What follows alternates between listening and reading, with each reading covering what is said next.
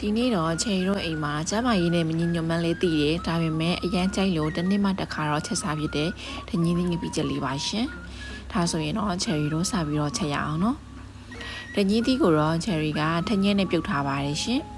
အစိတ်တွေထွက်သွားရအောင်လို့ထညက်နဲ့ပြုတ်ထားပါတယ်ပြီးရင်တော့ငရုတ်သီးချက်သွန်အဖြူအနေတို့ကိုမွေးလာတဲ့အထိကြကြလေးစီတက်ပြီးလိုက်ပါမယ်ရှင်စနွေးမုံကိုတော့မိနေလို့ခုမှထည့်ရပါတယ်ရှင်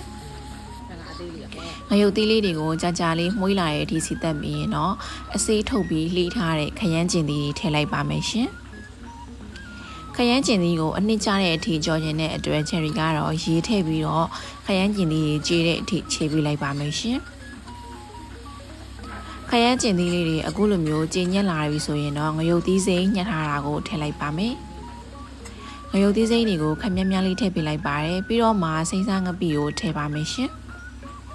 ငပိလေးတွေနဲ့ရုပ်သီးစိမ်းခရမ်းညင်သီးတို့ကိုရောတမပြီးရောကြည်ညက်သွားပြီဆိုတော့မှလှီးထားတဲ့တညင်းသီးလေးတွေထည့်လိုက်ပါမယ်တညင်းသီးကတော့ဖြစ်နိုင်ရဲ့အချမ်းလိုက်ထည့်ခြင်းပါတယ်ဒါပေမဲ့အများကြီးစားမြင့်ပါဆိုလို့တေးသေးလေးတွေလှီးလိုက်တာပါရှင်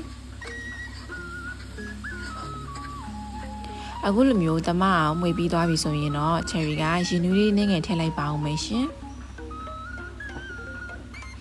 ရင်နွေးလေးထည့်ပြီးတော့စူပွက်လာတဲ့အထိတဲပေးလိုက်ပါမယ်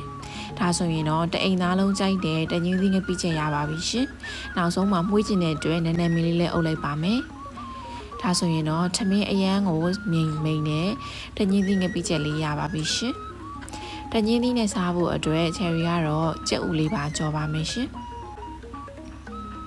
ဒီနေ့ကတော့ဘာဟင်းမှမပါဘဲနဲ့တညင်းသီးငပိချက်တအိုးနဲ့ကြက်ဥကြော်နဲ့စားမှာဖြစ်ပါရဲ့ရှင်ချက်ဦးလေးလည်းကြော်ပြီးတညင်းသီးငပိချက်လေးလည်းရပြီဆိုတော့ချယ်ရီတို့ထမင်းစားပါတော့မယ်ရှင်အားလုံးပဲကြိုက်ကြလားရှင်ချယ်ရီကတော့တစ်နှစ်မှတစ်ခါပဲစားတာเนาะဒီနေ့ရဲ့ vlog လေးကတော့လောက်ပါပဲရှင်နောက်ရက်ဒီမှာချယ်ရီကဗာလေးတွေချက်ပြုတ်ပြီးတော့စားပြအောင်မလဲဆိုတာကိုဆက်လက်ပြီးတော့အားပေးကြပါအောင်ရှင်အားလုံးပဲကျေးဇူးပါတတာ